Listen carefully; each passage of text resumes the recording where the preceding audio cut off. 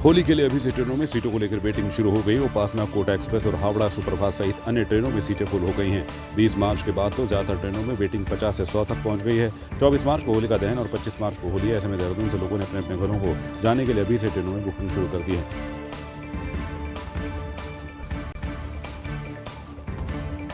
भाजपा महिला मोर्चा के नेतृत्व में नारी शक्ति वंदन कार्यक्रम के तहत मसूरी शहीद स्थल से गढ़वाल टेरेस तक पद यात्रा निकाली गई। इस मौके पर भाजपा कार्यकर्ता के समर्थन में नारेबाजी करते रहे और आगामी लोकसभा चुनाव में बीजेपी को 400 पार के नारे को सार्थक करने के लिए जनता से आह्वान किया गया।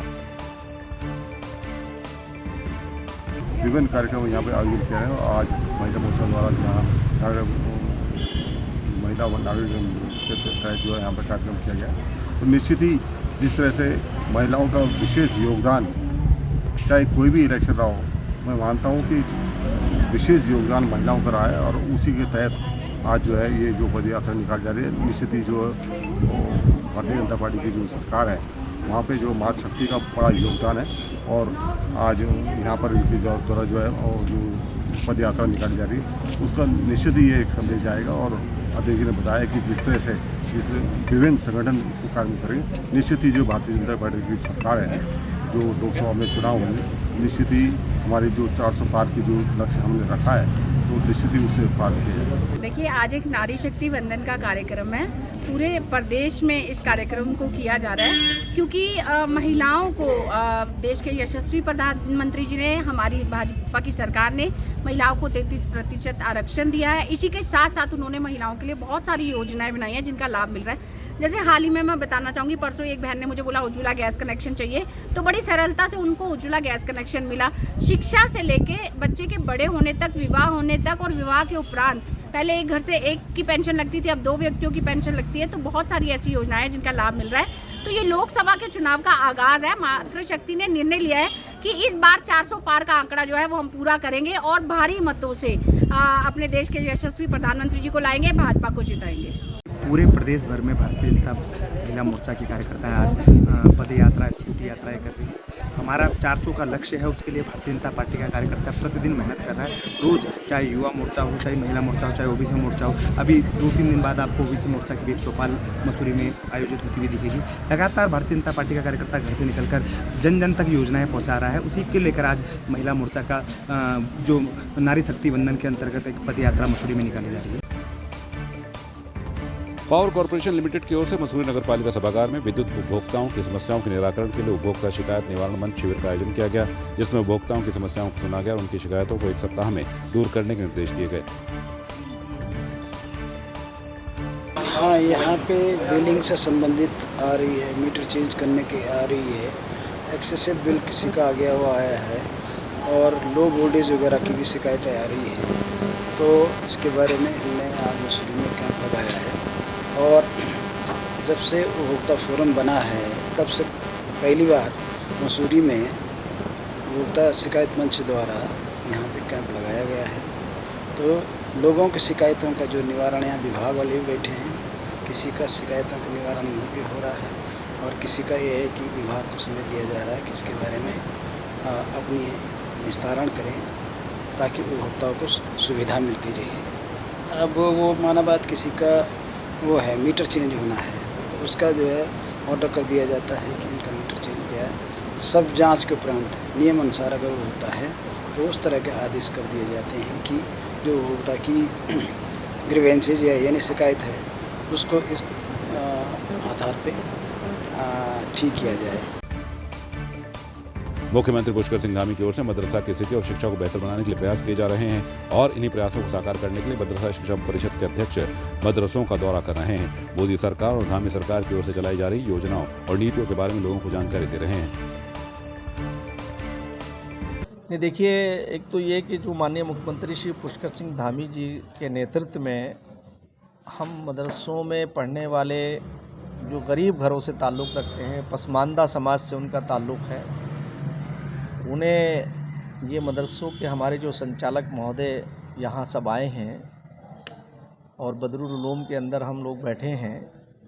मैं आपको ये बताना चाहता हूँ कि माननीय मुख्यमंत्री श्री पुष्कर सिंह धामी जी इन मदरसों में पढ़ने वाले बच्चों को चाहते हैं कि वो डॉक्टर बने, इंजीनियर बने, आईएएस और आईपीएस बने, साइंटिस्ट बने। ताकि वो भी देश की मुख्य धारा से जुड़ कर के उनका भी विकास हो सके, वो भी रोज़गार से जुड़ सके। तो इस सरकार का जो दृष्टिकोण है, माननीय प्रधानमंत्री श्री नरेंद्र मोदी जी, सबका साथ, सबका विकास, सबका विश्वास और सबका प्रयास, और वो आज सिर्फ नारा नहीं है बल्कि गारंटी है कि जिस तरह से बगैर भेदभाव के तमाम योजनाएं जो हैं वो पूरे देशवासियों को लाभान्वित कर रही हैं, वहीं मुसलमानों को भी उसका लाभ मिला है। क्योंकि मुसलमानों में गरीब लोग ज़्यादा हैं, इसलिए उन्हें लाभ भी ज़्यादा मिला है। कच्चे मकान पक्के हुए हैं। इसी तरह से आयुष्मान से गरीब लोगों का इलाज हुआ है। मैं समझता हूँ ये कल्याणकारी योजनाएं जो सरकार लेकर के आई है, ये वही कर सकता है जो इन सब तमाम अभाव से गुजरा हो। तो हमारे प्रधानमंत्री श्री नरेंद्र मोदी जी एक गरीब घर से निकल कर के आए हैं, तो मैं ये समझता हूँ हमारे माननीय मुख्यमंत्री श्री पुष्कर सिंह धामी जी इस स्टेट को एक आदर्श स्टेट बनाना चाहते हैं।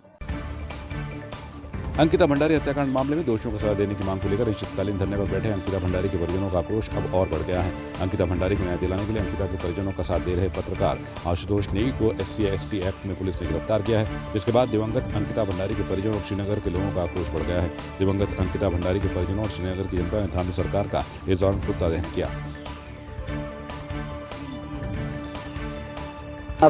सरकार और प्रशासन द्वारा मतलब बार बार जो हमारे साथ सहयोग कर रहे थे आशुतोष नेगी जी, उनको दबाव पड़ रहा था, मगर उनका उत्पीड़न किया जा रहा था। और आज जब आशुतोष नेगी जी अपने गाड़ी का लाइसेंस रिन्यू करने पौड़ी में थे और उन्होंने दिन में यहाँ आना था, लेकिन पुलिस प्रशासन ने देखते हुए पुलिस ने उनको तुरंत गिरफ्तार कर दिया। और गिरफ्तार तो इसलिए किया कि उनको ये साजिश चल रहे हैं कि जो धरना स्थल पे अनिश्चितकालीन धरना दिया जा रहा है इसको तोड़ें, लेकिन हम इसको तोड़ेंगे नहीं।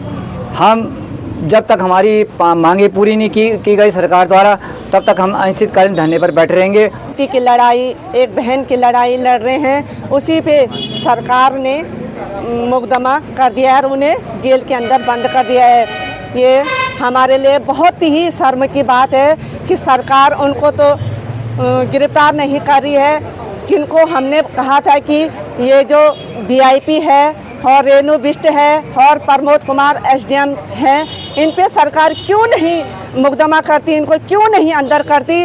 और जो एक बेटी की लड़ाई निष्पक्ष से कर रहे हैं, मतलब एक अच्छे उससे करे कि मतलब कि बेटी को न्याय मिले और सिर्फ अंकिता को ही न्याय न मिले बल्कि हमारी उन बेटियों को न्याय मिले जो अपने आप को सुरक्षित कर सके। तो ये कहाँ का ये कहाँ का न्याय है जो उन्होंने मेरे भाई को आज गिरफ्तार कर दिया।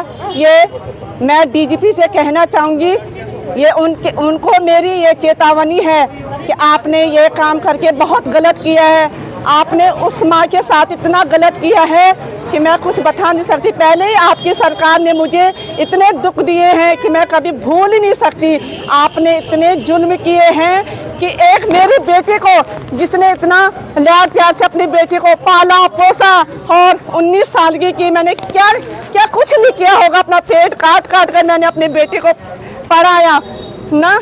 सरकार ने मुझे उसका मुंह तक नहीं दिखाया और आज सरकार ने मेरे भाई को जेल में बंद करके सबसे बड़ा अन्याय मुझ पे किया है। जितने भी माँ उन्हें बच्चों को जन्म दे उसका अपमान है और हम पुलिस प्रार्थना करते हैं कि VIP को पकड़े, आशुतोष कुमार को नहीं।